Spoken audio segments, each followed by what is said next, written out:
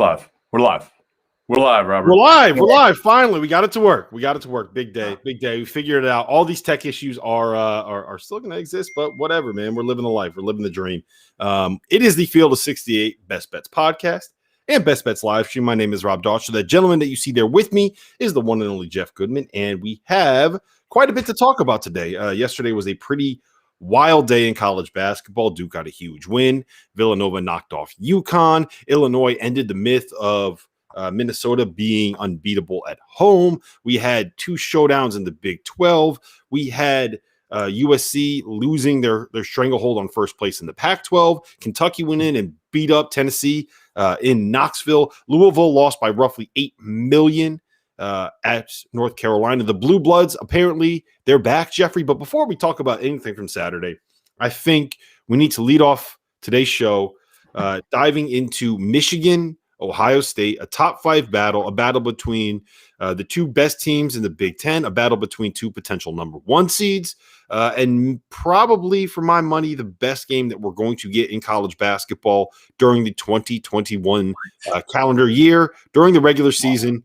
What are we going to get better than this today in the regular season? Michigan, Ohio State, top of the Big Ten, two top five teams.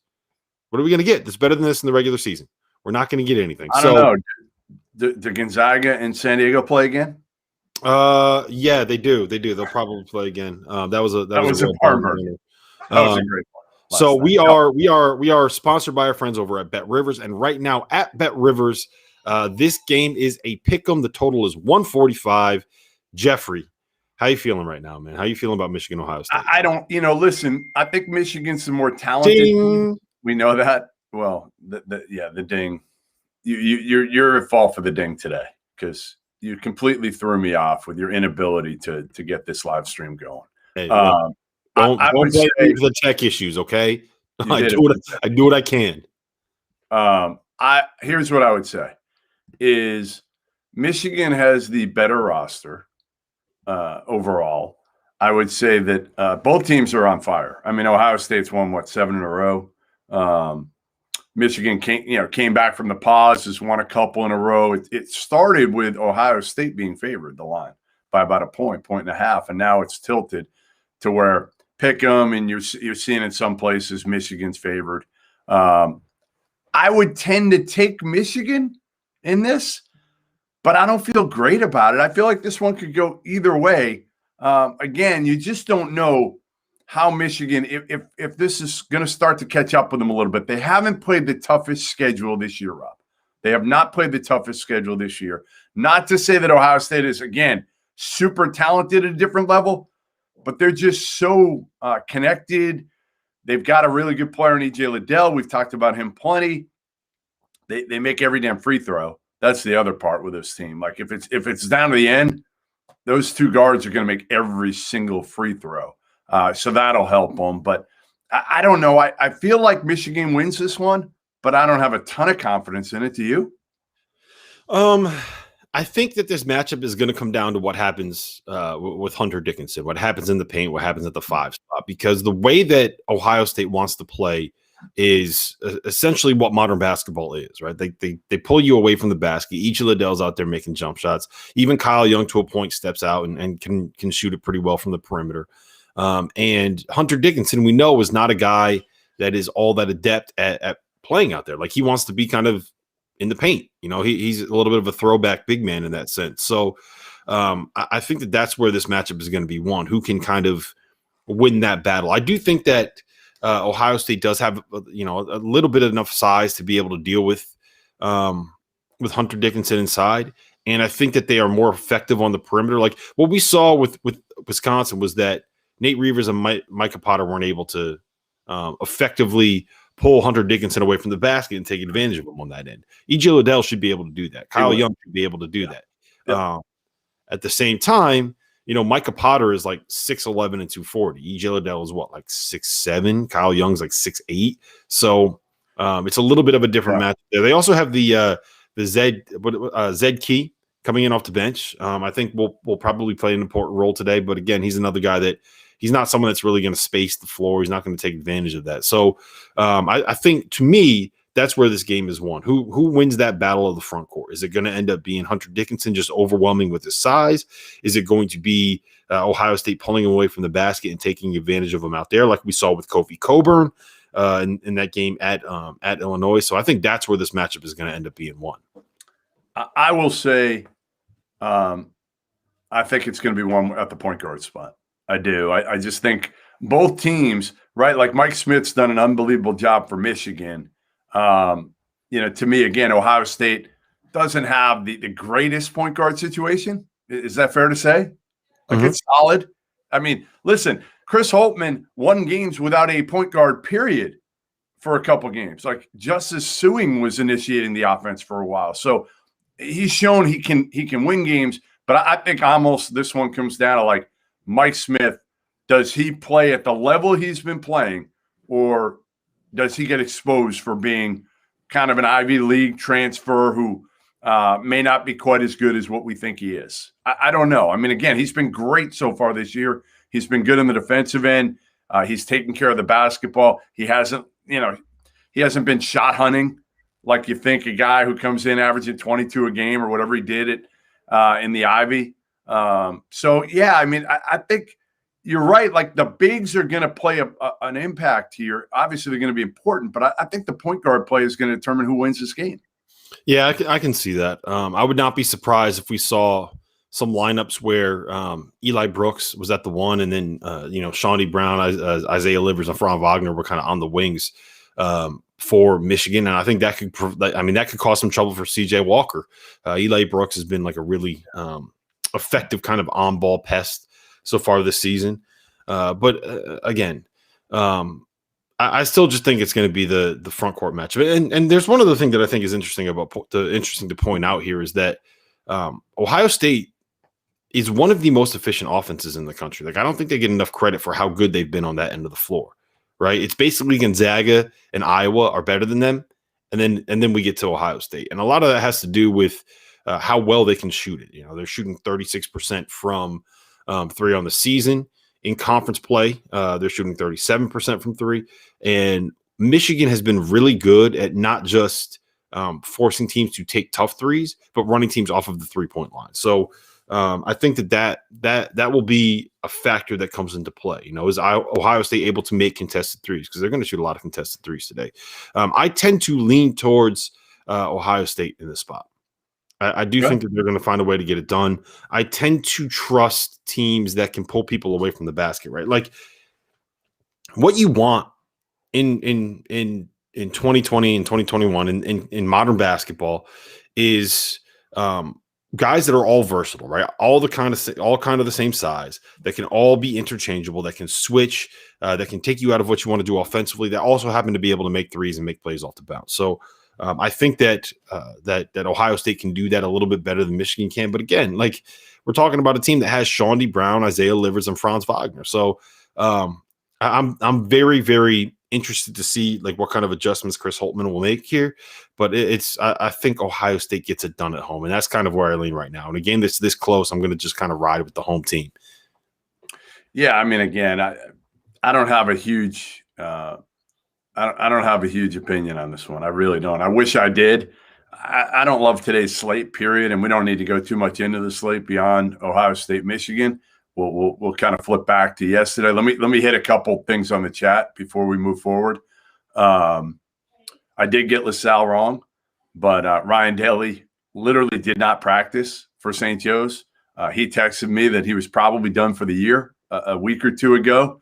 But I think he felt like, you know what, I'm going to give it a go. And I did not see him playing. I did not see him certainly playing almost every minute and getting 30 in his first game back since like late December. So I apologize for that one.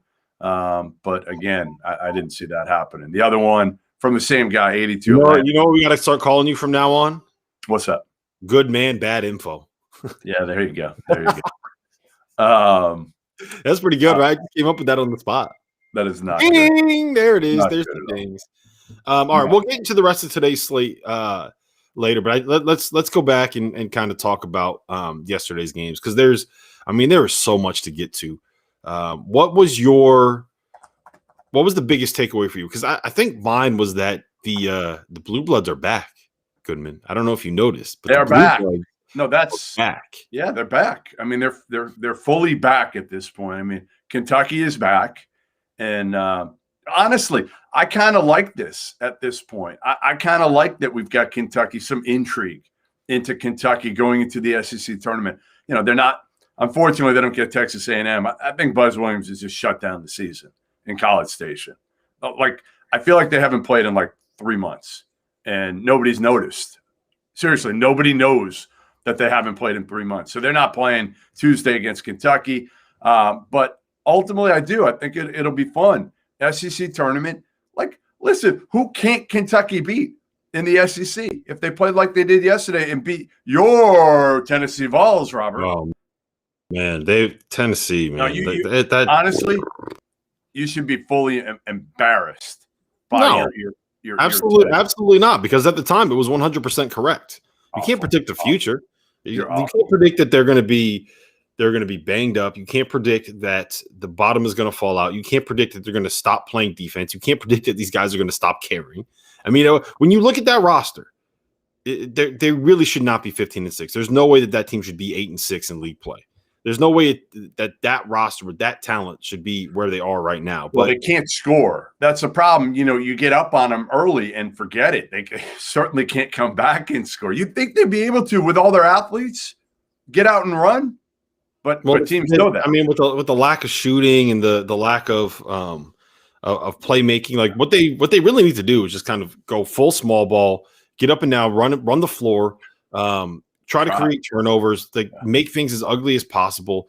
But the problem is, like, to do that, you have to have a healthy Yves Pons. And like he's like his knees banged up, like he's not playing consistent minutes. So I think that kind of it's taken away what they can do, like what makes them best, not having him at full strength. And it's kind of left the team that just it does not operate well given the circumstances that they are kind of playing in. So I mean, look, it is what it is, but it just has not worked out well. So, yeah, that's kind of what else. So Kentucky wins, Michigan State beats Indiana, and huge win for Michigan State. So here's my question for you: who has the better shot of getting in the NCAA tournament now? Is it Duke 1, Michigan State 2, Kentucky 3? If you're ranking them clearly, I mean, look. To get in the NCAA tournament, Kentucky has to win the SEC tournament. Right. There's no other option. The only way. The rest of the regular season really doesn't matter. They have to win the SEC tournament. There's no option around that. Michigan State. I honestly think Duke might have it's tough because I think Duke's in today. Duke's in the tournament today. I don't know if I. I don't know if I necessarily. Hold on. I don't know if I necessarily believe that. I think that the win over Virginia gets them to the point where it's like, okay, we need to have a real conversation about them. But I mean, that's just their second quad 1 win, and they have a pair of quad 3 losses. They lost They're 55 now. They're 55 in the net. Like they got to move. I don't care about the number in the net. Look at their profile. They have two quad 1. You got to understand. The committee members care about the net. I understand what you're saying. But the committee members, they do. And 55 is not good enough to say they're automatically in the tournament. No, agreed. I'm not saying they're automatic, but they have 2 quad 1 wins, and they have a loss at home to Michigan State, and they have a loss at Miami. Right now, the thing about them is that they can definitely like run the table. Here's the rest of their schedule. They get Syracuse at home, they get Louisville at home, they get at Georgia Tech, they get at North Carolina. That's 2 quad 1 games and 2 quad 2 games, right? So if they go 3-1 in that stretch, it really bolsters their resume. But this was the first time they beat a team that ranked in the top 40 of the net. Like, it's only their second win against teams in the top 60 of the net. Like, they have a long way to go. And the thing about Michigan State is, like, they're 90th in the net. Well, they were before that win at Indiana. I don't have it up in front of me what they are right now. But that's still a team. Let's go through 81. So let's go through Michigan State's profile right now. They're 11-8 overall. They have 3 quad 1 wins, and they're 5-9 against the top 2 quadrants. They don't have any bad losses, but they don't also have like an elite win. I think their win at Indiana is probably their best win, I would say. But here's the thing about them is they get Illinois, at home. They get Ohio State at home. They get Michigan at home, and they're at Maryland, right? So they have – They get Michigan twice. They get Michigan twice. Do they? Right? Do they add them to their schedule? They added them, yeah. They might. Okay, so they have four top five teams left on their schedule. So like they could end up losing their last 5 games. I just don't see them. I mean, again, I don't see them getting on this roll here.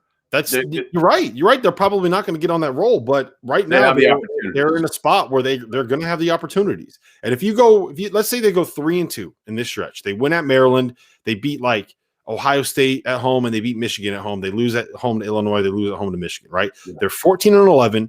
They'll have 2 top 5 wins at home.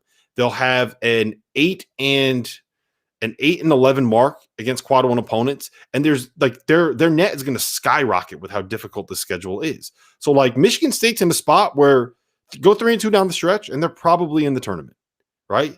Same thing with Duke. Go 3-1 down the stretch and they're probably going to be in the tournament, I think. Now, there's no guarantee that these teams are going to do that.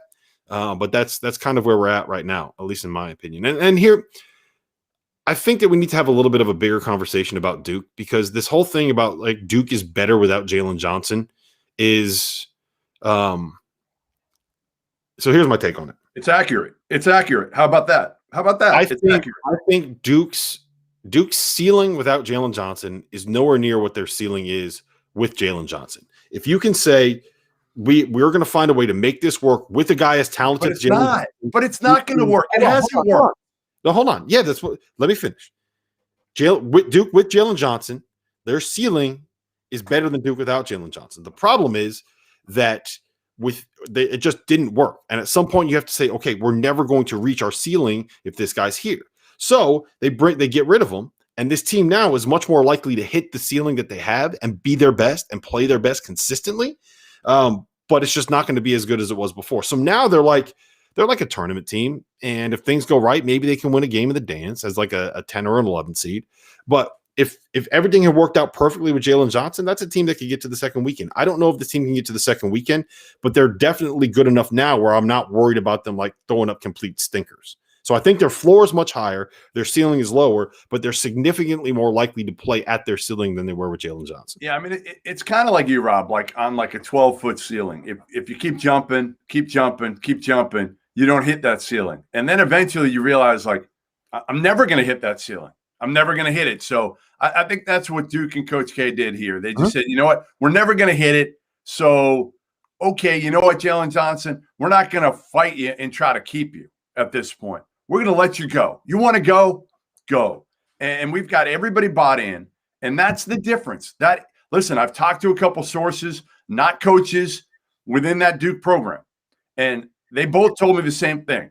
This team, again, always felt like Jalen Johnson was never completely invested, completely bought in, that he was 1 foot in, 1 foot out. He wanted to get to the NBA. So now they feel like at least, hey, you know what? If we're going to go down, we're going to go down with all of us fighting together, right, for the same deal. We're going to try to get in the tournament. And, yes, their ceiling once they get to the tournament isn't as high if somehow Jalen Johnson, had fought through this all and bought in. But at this point, was he really going to buy in? Like, no. He did. So this was the right move for Duke. Again, the right move for Jalen Johnson. And just to clarify something, when I did mention his camp, I was referring to the fact that that his family is talking to agents throughout this whole process. Anybody who's naive enough to think that Jalen Johnson's family is not talking to agents before making a decision like this is absolutely naive. It happens all the time. And it happened in this case. Trust me. I'm not saying they fully listened to exactly what the agent was saying, but guaranteed they're trying to get their temperature, feel the temperature of the agent of, hey, if we do this now, what are NBA people saying? And they should be. They should be, because it's smart. Like, you have to. He is, in 6 months, he's going to be a multi-millionaire. He's going to get a deal that is worth like 8 figures, guaranteed money, right? That's what's going to happen to him like in 6 months as soon as he gets drafted. Anybody that's making a decision as big as the one that he made without talking to people within the industry, like advisors, anything like that, is foolish. He should be talking to agents. It's not a bad thing to be talking with agents, and I don't understand like why the context is put into that position. And I just want to can I make one last point about this whole Jalen Johnson thing? Like sure. in this era that we're in terms of like talking heads and media culture and social media and all that kind of stuff, right? It feels like every situation like this has to have a bad guy. You either have to say Duke was wrong for the way that they treated Jalen Johnson, or Jalen Johnson was wrong for quitting the team, or whatever it is. I don't think that there was a bad guy in this spot. And you've made this point over and over again, Jeff. This was the best option for Duke because Jalen Johnson wasn't fully bought in. Right. We know that wasn't going to work. And it wasn't just his buy-in, right? It's hard to be able to get Jalen Johnson and Matthew Hart on the floor together when they more or less need to play the same spot and the same role on the team. So they kind of play the same position, right? We kind of overlap. And again, we talked about it. He got there August 20th. He didn't have no, I know. So, but it's also like, it's also the right decision for Jalen. Because like if you're going to be playing 8 or 9 or 10 minutes a game or whatever it is, that's not better for your long-term future as it would be to just kind of leave, get in the gym, work out, get better individually, and maybe just spend like, if you spend 5 months working on your jump shot, maybe you're a guy that's going to be making threes at the NBA level instead of being a guy that teams don't have to guard outside of 15 feet. So like leaving is the best option for Jalen long-term. Having Jalen Johnson gone is probably so there's nobody wrong in this scenario. The naysayers are saying, well, he should fight it out. He should fight it out. And yeah, but the more he fights it out and doesn't get on the court, if he leaves after this year, which obviously he was kind of dead set on doing anyway, it's only going to push him to potentially where he's not going to be a first-round pick. So Jalen Johnson looked out for himself in this case. I think Duke looked out for themselves in this case.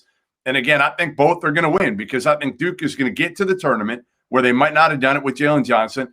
Jalen Johnson's still going to be a first rounder. And to be honest, Rob, Jalen Johnson needs to go somewhere where there's no pressure on him because it's going to take time for him to be an impact guy in the NBA. He's got to work on his shot. He's got to work on his defense. He's got to work on bringing it every single day. So to me, if he goes 22 instead of 12, I think he plays on first of all a better team and not as much as expected of him, and that's perfect. And I just want to make one. You mentioned the whole like quitting label thing. I just want to make one more point on that. Right, like in a vacuum, right? You want guys that are going to fight through adversity, right? Like that's a good thing for anybody. It's not just an athlete. If you're able to understand that bad things are going to happen to you in life and you have to work through them and you have to make the best of them and you have to find a way to persevere, like everybody needs that, right? I would make the argument that Jalen Johnson, like battling through COVID, battling through this situation, like he tried to persevere. Like it wasn't you reported this earlier, right? Like he went home during the Christmas break. There was some speculation whether or not he was going to come back. He came back and he tried, like whether or not he was fully bought in, whatever, like he tried. He did come back. He didn't leave, and it just didn't work. And it wasn't working for either side. And when it's not working for either side, and there's a shelf life on what your relationship is, there's no reason to push through it when like it's going to be worse for both sides. So you can like don't call him a quitter. Like don't label him a quitter. And I understand why they are, and Jalen Johnson kind of has to eat it because of some of the decisions that he made when he was in high school. But like this, it's just kind of. It's also a unique year. I mean, that's the other part that we're not talking enough about is the mental health of all this. Of again, this isn't the ordinary college experience that he's walking away from either. Yeah. All right. Let's move on because we spent too much time arguing about Jalen Johnson, and I think we actually both agree. So after that, beyond, I don't want to touch too much on North Carolina and Louisville. I mean, Chris Mack's having a bad enough morning as it is. He doesn't need us to remind him that he lost by 687 points at North Carolina. North Carolina is probably going to end up being in the tournament. That was good. I do want to talk about 82 Atlantic's comment that Virginia has no quality wins because we've sort of talked about it, Rob, but not enough. And now I think it's glaring. And again, I'm looking at the rankings the latest rankings, and Virginia is still number 9 in the net, and I can't figure it out for the life of me. I cannot figure out how. I know you're going to explain it to me again and again. I get it, but no matter what numbers you throw at me, I will go back to the same number. The best team that Virginia has beaten so far this season is the Clemson Tigers. The Clemson Tigers, who in the net are ranked 38th.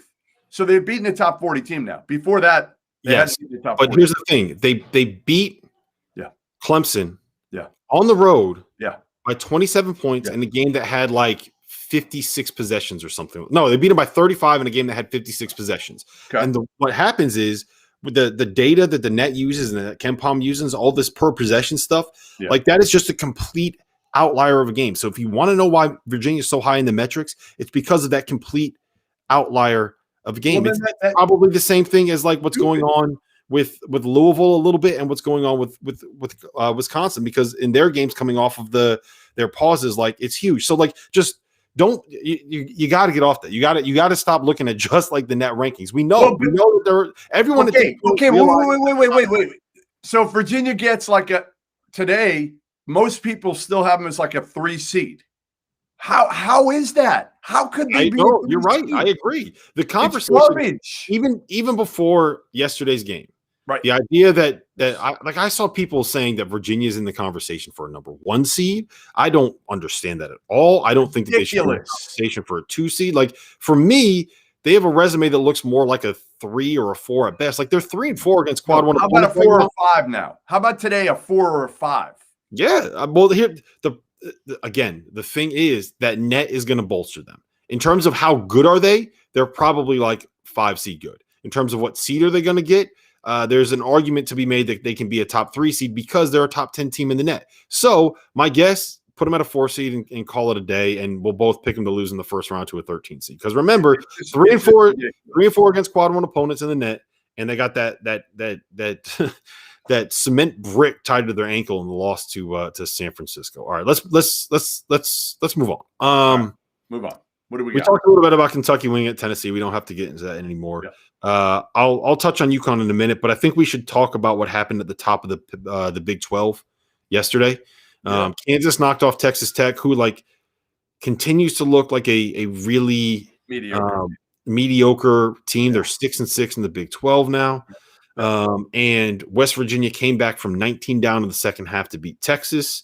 Let's start with Kansas and Texas Tech, because I don't want to go down the whole, he was fouled. It was a terrible call at the end of the Texas game, because I know that's what's going to end up happening. So give me your Kansas Texas Tech takes. How worried are you about the Fighting Chris Beards? How confident are you in the Fighting Bill Selfs? Like it feels like this is it was a little bit of a momentum changer for both teams. Yeah, I mean, again, I feel like with whatever we've said about Kansas and their talent level, and it's not like Kansas good, like Final Four. It just doesn't look like Kansas good because they don't have that star. It doesn't mean they don't have good players at every position. They do. They've got good, solid players at every position. And to me, again, if they're making key 3-pointers and defending at a fairly high level, I think Kansas is a team that can beat most teams out there. They can. That's not to say they're going to be able to get to the Final Four. They're going to need some help in order to do so, but they can guard. We know that.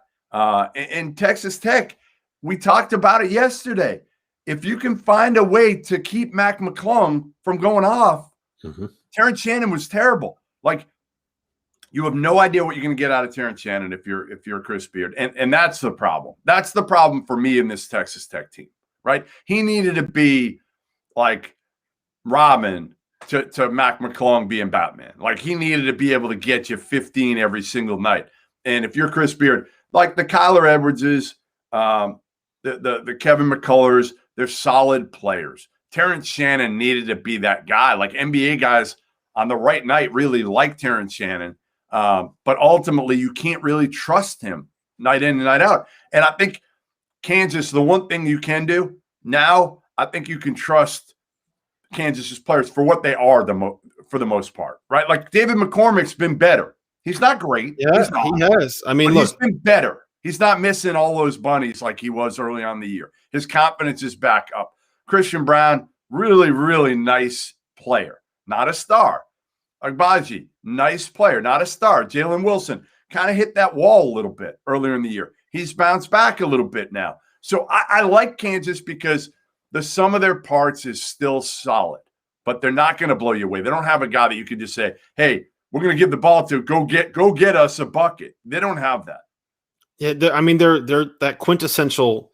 They're not going to lose games that they're supposed to win, but they're probably not going to win games that they're supposed to lose. Like they're a high floor, low ceiling. And your point on McCormick is correct. Like he's playing within himself now.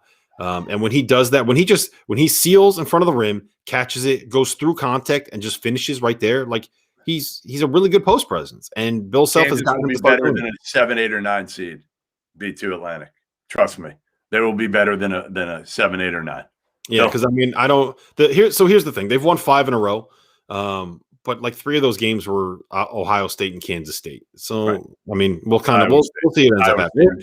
They're fine. They're probably like a. Well, they get Baylor. Listen, they get Baylor next week after a long layoff for Baylor. Yeah, no, you're right. And like winning that game would be huge for them in terms of getting better seeding. But no matter where Kansas gets seeded, like to me, they're very much a team that's like, okay, you pick them to win the first round because I don't see them getting upset.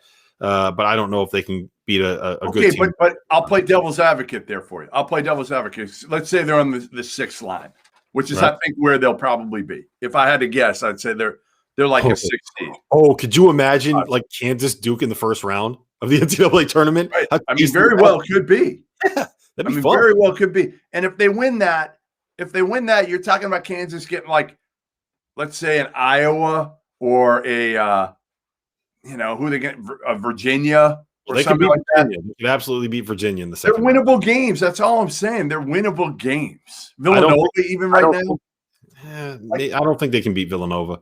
I don't think if they're making threes, they can. I don't think that they can beat Iowa. Although I do think that literally anybody can beat Iowa. So maybe I lied to myself on that one. Sorry, I lied to the stream. I'm sorry, guys. Please forgive me. So I just want to make one point on Texas Tech, and then we can talk about West Virginia, Texas. When Chris Beard took that team to the national title game, like I don't think there was a lot of talk of he's got these grad transfers, like he's got some guys that were under recruited players, he's got all these hidden gems. Yeah. But like Jarrett Culver was the number 6 pick in the draft. Matt Mooney's still playing. He played in the NBA at the end of last season. He's still with. I think he's with in the NBA. Yeah, like Tariq Owens played in the NBA. Like he had pros on that roster. He had a top 10 pick, and he had 2 23-year-olds that are now playing in the NBA, 2 redshirt seniors that are now playing in the NBA, right? And surrounded them with a bunch of really good role players. When he made the Elite 8, he had the Big 12 Player of the Year and one of the most underrated players in college basketball, and Keenan Evans at the point, with Jarrett Culver as a freshman, with Zaire Smith as a freshman on that roster. So that team was really, really good and had pros all over that roster. Yeah. This year's team, like they don't have pros. They're not loaded with great players, and it's kind of showing through. So, I mean, I think Beard is doing a really good job with what he has, but it's like you kind of have to recognize like what he has is not necessarily the greatest roster he's ever had. All right, West Virginia, Texas. Shaka Smart has a right to be very, very angry at the way that game ended. There were at least 2 fouls that were committed by West Virginia on the final possession. Greg Brown got held trying to get over a screen. Jericho Sims got fouled, tipping the shot in at the rim. Now, if you want to make the argument that Jericho Sims caught the ball, the time would have elapsed. Like there wasn't enough time for him to do what he did, so that foul shouldn't have counted. Okay, you're right, but Gabe Osabuohien still tried to arm tackle Greg Brown as he went around a screen. That's illegal. That is a foul. That is a hold. 100% of the time, there is no excuse for the referees missing that. That said, Texas can't really complain about shit. They lost. They were up by 19, and they blew that lead in part because like the air went out of that team when Courtney Ramey and Andrew Jones got in a very close to a physical altercation because Andrew Jones did not close out on a shooter. So. What was your take on Texas? Like West Virginia, they're awesome. They're fun. They score a lot of points. There's no different in our take on them based off of like anything that we've seen over the course of the last 3 weeks. So I want to focus this on Texas a little bit. I mean, my take on Texas is honestly that it concerns me that the mental fragility of the Texas Longhorns. That's what I would say in this case is like, okay, you got two guys who've been playing with each other for a while. If you handle it that way, you figure out a way to kind of nip it in the bud quickly, right? If you're Courtney Ramey and you do that, you got to figure it out because you can't let that fester like it did. And Andrew Jones, a veteran, yeah, if he screwed up, you pull him aside, you say something, and you kind of you figure it out and you move on. But I think honestly, I think this is a team that, remember, it wasn't that long ago they were 10-1. They were 10-1, Rob. Now they're 13-6. So I think that's a part of it. They were rolling with no adversity, zero adversity earlier. Everybody's telling how good they were. And this was a group that had never tasted success together, right? I mean, Shaka was supposed to be fired this year, last year, the year before. And instead they're winning. And then all of a sudden some adversity hits and they don't know how to handle it. And they kind of revert back to maybe the way they had been. And now you're talking about a team that, listen, you still got Kansas at home and Texas Tech on the road to close out the regular season. You lose those two, you're 7-7 in Big 12 play after your start. I mean, you were so good early. So, yeah, I think they got to figure out a way to get that locker room squared away, or else they're in major trouble. Yeah, it's very concerning to me to see the way the air went out of that bench and out of that team after that little skirmish. Yeah. Like skirmish, like arguments like that it's not that rare in a locker room, right? Like these are competitive guys with adrenaline flowing. Like there's going to be times that you disagree. There's going to be times that you go at each other's head. There's going to be times that you end up, even there's going to be fights in practice. Like that's not that uncommon in a team setting. It is uncommon to see it come to what it came to on a sideline, and seeing the way that everyone reacted kind of makes me think like this is not the first time we've seen something like that happen. Like if Courtney Ramey is going to go at Andrew Jones on national television on the sideline in a game where they're up by 19 points, there's got to be more to it. That can't just be the only thing that's happened between them. Yeah, and I got to say, like, if West Virginia just stops, giving people these 19, 21-point leads, man, they'd be a lot better. They'd be a lot better. Like they start doing that in the tournament, they're in trouble. I love them and all, but like you don't want to be getting used to doing that and saying, hey, we can come back. We can turn it on when we want. They're a fun team to watch, though. They are a fun. Oh, they're so much. They don't play any defense and they chuck a bunch of threes. Like, right. What's better than that? And they're coached by Bob Huggins. Yeah, what's better than that? They're all. What the hell? That is 2021. Like that's the pandemic. That sums it up. Like what the hell is going on? We've got Bob Huggins coaching a team that just doesn't care about defense and just jacks up threes, and he's okay with it. It's crazy. Yeah, he's loving it. He's having fun. He's watching the team that's entertaining. Last thing I do want to say, and you're going to push back on me on this because I know that you don't like numbers, but yeah, I love numbers. I saw some people criticizing. I love numbers now. I saw some people criticizing Sean McNeil for the foul that he committed with 10 seconds left. Yeah. Do you know what I'm talking about? Yeah. Analytically speaking, like that was probably the right play there is probably to commit that foul. Yeah. And the reason why is that West Virginia is they're up by 2, right? If you foul Matt Coleman there, it's the 1-on-1, right? It means that he's an 80-something% free throw shooter. It means there's a 60% chance that he's going to end up making both of those free throws, more or less. Like a 65% chance. Really? He's going to end up making both the free throws. 80% times 80% is like 64, whatever it is. So that means that, especially because it's the 1-on-1, that's significant. It lowers the percentage chance that he could end up making one and missing one. Either way, it ensures that you are going to get the last shot. It ensures that you are not going to fall behind after that game or after that possession. And it ensures that you it basically takes away any opportunity for you to lose on that possession and guarantees that even if he does tie the game, you will still have a chance to win at the other end. So it's like analytically speaking, You would prefer it not to be a guy that shoots 80-something% from the free throw line. And it's better if you are not the underdog on the road and you're the home team playing as a favorite. But still, at the end of the day, like that is, I don't think people realize that committing that foul, and I'm positive that this did not go through Bob Huggins' head or Sean McNeil's head, but I don't know if people realize that was actually, like, mathematically speaking, it's the same thing as like in football when you're down by 14 and you score a touchdown and you go for 2 to try to cut the lead to 6. Mathematically speaking, that is the analytically correct play, even if it doesn't really compute for people. So it's the same situation here. I just wanted to point that out. Last thing, I guess, maybe we can talk a little bit about pointing that out. That was riveting. Thank you. Yeah, no, it's fascinating to me. I know that people like you that don't understand numbers can feel different. Villanova, UConn, you got any takes on that? Syracuse had a huge comeback. You got any takes on that? No, I think we're about 50 minutes in. Well, maybe less because you screwed up the stream the first couple times. So no, we're 40 minutes in. There's a timer on the box. So let's do the timer. I don't have a timer. You have the timer. Yeah. I mean, USC. I would say we got to get to our picks for today. If you have any others, let's probably like. I'm just gonna.